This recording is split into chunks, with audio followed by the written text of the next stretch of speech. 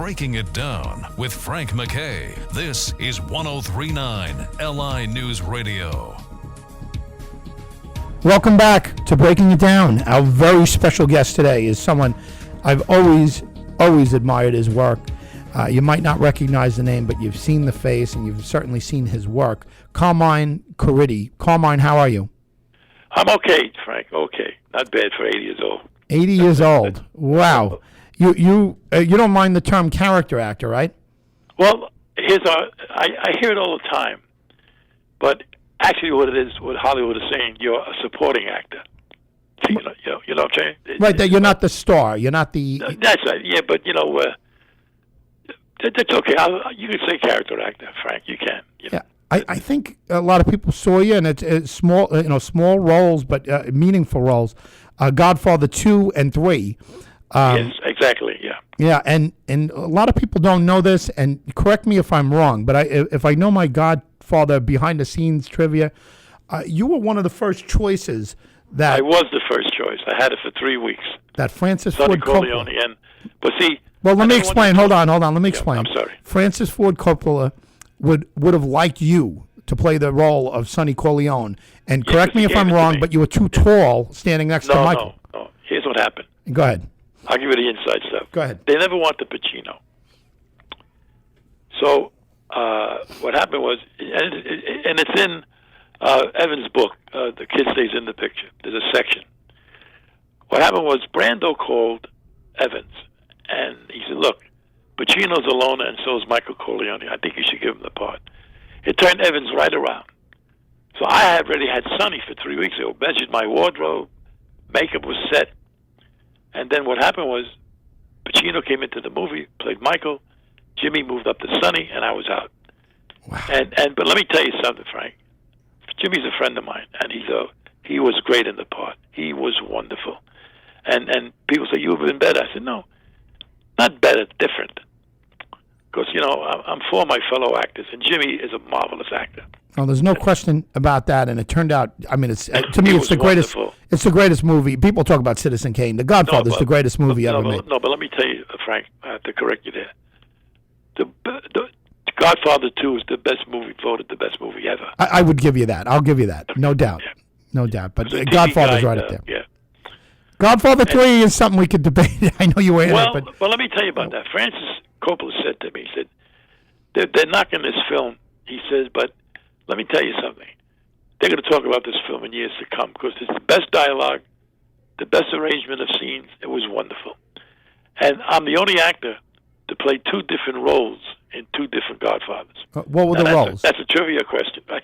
You were one of the Rossini brothers, right? No, Rosado. Rosado brothers, okay. And Danny Aiello was my kid brother. That's funny. And what happened was,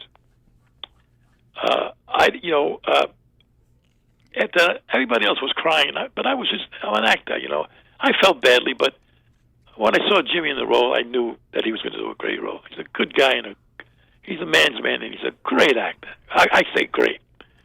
And I cried when I saw it because, I said, I would have loved to have done this, but, Jimmy did a wonderful job. I mean, you know that, Frank. No doubt. Yeah.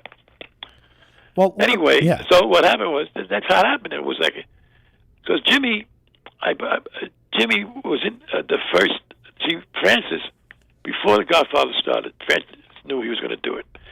So he got Pacino, he got Jimmy, and he got Bobby Duvall in San Francisco in the studio, and he tested them. And that's who he wanted. And that's what happened. That's what wound up. Now, Jimmy, when I had Sonny, Jimmy was being tested for Michael, but he just didn't fit that role. He was more of a Sonny than anybody else. Is there anything? And I'm not sad about it. I'm not jealous about it. You're an actor. When I tell young actors, I say, look, if you can't take disappointment, get out of the business. There's going to be a lot of disappointments, so that's it. Carmine Caridi is our very special guest, and he's a wonderful character actor, supporting actor, whatever you want to call him. But he's had a storied career. Really, just you've been around some of the greatest directors and actors around, and honestly, you've held your own very nicely. But let me ask you this: did you read for anything else other than Sonny? No, I asked him. I said, Francis, comment. Would you want to play anything else after capturing a part like that? No, I wouldn't do that to you. He said, it's just one of those unfortunate things.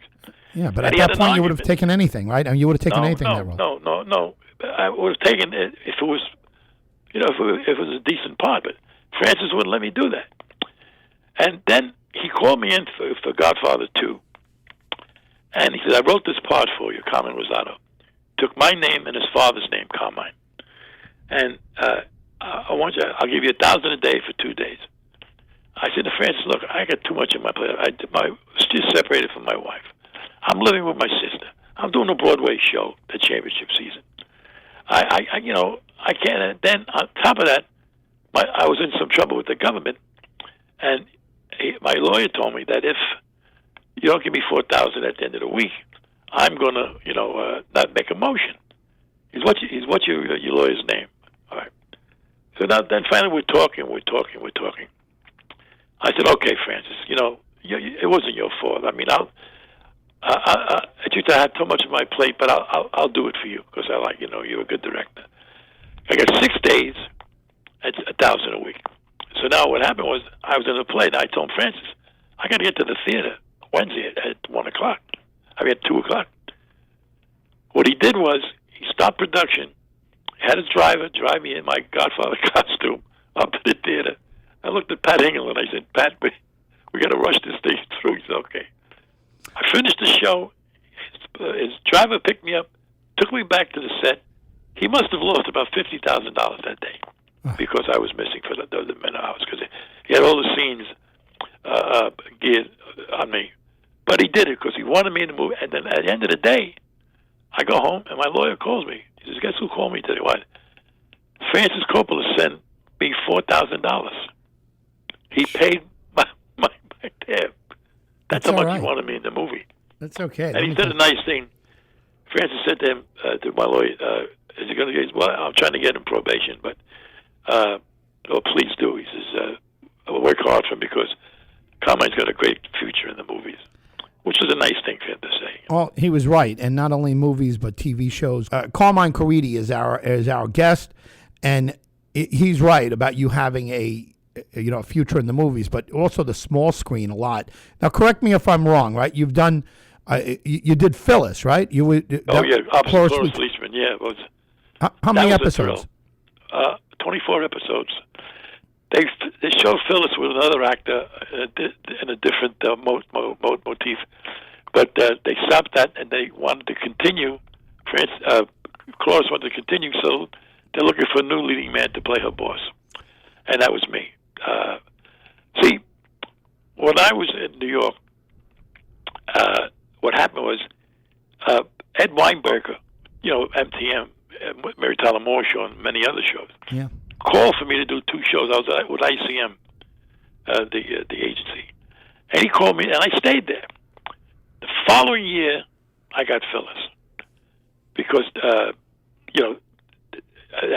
many guys auditioned for it, but they saw a film I made in Martha's Vineyard, and Cloris saw it. Says, get this guy. So I went out there, I met with her, and that was it. Then, I did a lot of television shows, but my latest television show, I did 15 NYPD Blues. Now, you were also on Starsky and Hutch. You were on Kojak. You were on Rhoda, Alice, Rockford's Files. Frank, yeah. I'm sorry to interrupt you, but did you ever see? You ever look me up on IMDb? Yeah, well, I did. I mean, I looked up the other day. I mean, it's a massive. You could tell people in New York and whoever you broadcast to, they can look up and find out a lot about me there. But I'd rather do this because I hate to talk about myself.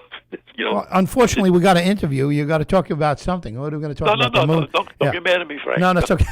That's all right. Don't get mad at me. Listen, but here, let me just point out how unusual a career you've had. It's been a great career. I mean, it's just looking at it. Anybody would kill to have this career, right? But you did Kiss Meets the Phantom. It's the only movie they ever did. You were the villain. Right, you were trying to destroy Kiss. You owned the park. I remember this. I watched that when I was a kid. You're talking about a wacky Another movie. fine actor in there was Anthony Zerbe. You can't overlook him. He was brilliant. No doubt about it. You were in with, I don't have it here, but I'm pretty sure you were in with Shelley Long and Tom Hanks, right?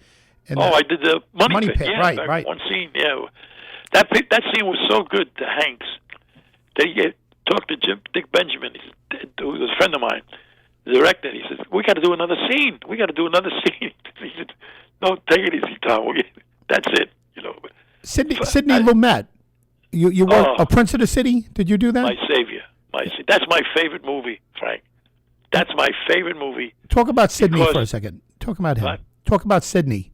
He's brilliant. He can move 150 actors around like he moves one actor. The first time I met him, I went in for a part of like Pinky in the Anderson tapes, and I was cute in those days. I was a good-looking guy, so this was a creepy part. I sit down. He says, "You're too handsome for this role, but I want you in my movie." And he made me one of the detectives at the end interviewing Margaret Hamilton, of all people.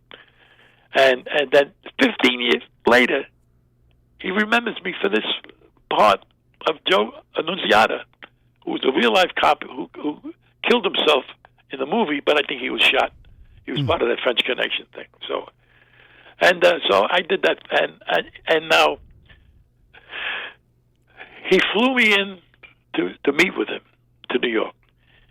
Then he flew me in for rehearsal, right? 3 weeks. Then he flew me in to shoot it, and then he flew me into Loop. He spent a lot of money to get me into this movie. And the guy in that movie who I adore, I did 3 movies with Jerry Orbach. Ah. Brilliant. I learned from these other guys, Sure. When I see good acting, it's like a free acting lesson, Frank. That's it. But Lumet was the best. He gave me the best direction I've ever had. He says, when I was arrested in a restaurant, I look at the guy. He says, just Carmine, less is more. Just look at him. And that sweating scene when I'm sweating and crying, and they got me. He one take, Frank. Believe it or not, one take. That's how Lumet works. Yeah. What about The Sopranos? You never. And by the way, let me remind everybody: Carmine Caridi, wonderful character actor, is our special guest. You never did anything on The Sopranos? Well, let me tell you about that. I didn't want to do the show because for some reason, I just didn't want to do it. What are you kidding? I thought Frank, what's his name, the producer, Chase. Yeah, you worked with him on Rockwood Files, right? Did I? Chase? No. I don't think. I don't know. I don't think so. David Chase wrote for the Rockwood Files. I don't know if he worked on the ones. Well, no, I never met him. Yeah. Now, here's the thing. His real name is Cesare, and he changed it to Chase. That bothered me. That bothered you? Oh, sure. I mean, look, I'm an American. Well, you're an American. I don't care if he changed it to Shirley. I would have did The Sopranos if I was an actor any day, No, but listen to me. See, now, there was a lot of flaws in that show. It was a great show. Great actors. Yeah. Wonderful. So my Carmine says, just audition with it. So they sent me, I made a tape and I sent it back to them. They didn't take me. Then I auditioned again, sent another tape back to them. They didn't. Burt Young got that role. He was very good in it. That's the second time Burt Young beat you out for a role, right? We know Burt here. We've had him on the show several times. No, not the second time. First time. Rocky, right? No, I didn't have. No. Somebody told me that you tried out for Paulie. No, I'm wrong. That's wrong. No, he was the choice. They didn't even audition anybody. Okay, I got you. All right. So now I stand corrected. Now again, the last Sopranos, they call me up. They say another audition. I said no. I gave you 2 auditions on tape. I want an offer. Now. I can't think about it. They're good friends, but I can't remember the name. That's when you're 80 years old. Yeah. Dominic Chris Walker's wife, she called me. Now, we in a summer package of West Side Story, we knew each other for years. Now, what casting director calls you at your home? She did. Carmine, it's a nice part. Chase recommended you for this. I said, why do I have to audition? Don't you have a rule that the actors that come into New York have to pay their own fare and stay at their own? No, she said, I'll take care of that. Don't worry about it. All right. Georgianne, I love you. Send me the script. 6 lines in a dream sequence. I told my agent, tell him I broke my leg. Oh, man. Wow. Come on, That would have been a capstone, though. I mean, everybody knows. Well, I don't know. The thing was, the cast they had was perfect. Yeah, no doubt. I listen. I'm a huge Sopranos fan. I mean, I'm Well, I'm not, Frank, but don't get mad at me for that. I'm not getting mad at anything. You're kidding. This is a fascinating interview. I've been dying to interview you for a very long time. Okay, well, and let me remind surprised. the audience, Carmine Caridi, because they don't know who the hell you are. They'll know you if they see you, but they don't know you by name. That's for sure. You are a wonderful let actor. me tell you a fair story, okay? Sheila Jaffe, maybe Jaffe. What? Was Sheila Jaffe the woman you're talking about? No, it was Georgiana Walken. Oh, okay, I got you. Okay. Christopher Walken's wife. Oh, right. Okay. Let me tell you a quick story. My nephew Eddie, who's, God rest his soul, now he's gone, but he went into Starbucks one day, a couple of years ago, and it was very crowded. And there was he had the last table, one seat. The woman walks in about 45, 50. She says, "May I sit here?" She said, "Sure." They start to talk. She says, "What's your name?" He says, "Ed Caridi." And she looked at him. "Is Carmine Caridi your father?" He says, "No, he's my uncle." "I love him." Of all the people in New York, she walked in and she knew who I was, Yeah. I mean, I get surprised by people. I have a fan club in Germany, if you could believe it. No kidding. How big's the fan club? I don't know. They send me some pictures of me that they took off the TV, and they send me some cards to sign and with a self-addressed envelope. And that was a few years. That stopped. But it was a kind of a tool. But I'm always surprised, Frank, when this stuff happens. Yeah, well, you've done a lot of work. You've done a lot of work, and you're being appreciated for it. I mean, I think. Well, I thank God for that. But I'm a very lucky actor, Frank. You must know that. You could have all the talent in the world and not get a lucky break, and I got the lucky breaks, and that's what happened. Well, I don't know. I mean, some would argue. I'm an optimist, so I think you had an incredible career. But do you imagine how different your career would have been if they picked you for Sonny Corleone? But you never could tell that, Frank. See, Jimmy, had a lot of trouble after that. He did great movies. Here Comes a Horseman, A Thief. I did The Gambler with him, 2 scenes with him in The Gambler in New York. And what happened was, but you see, I will work with Tom Poston and what's her name, the one that did Hazel.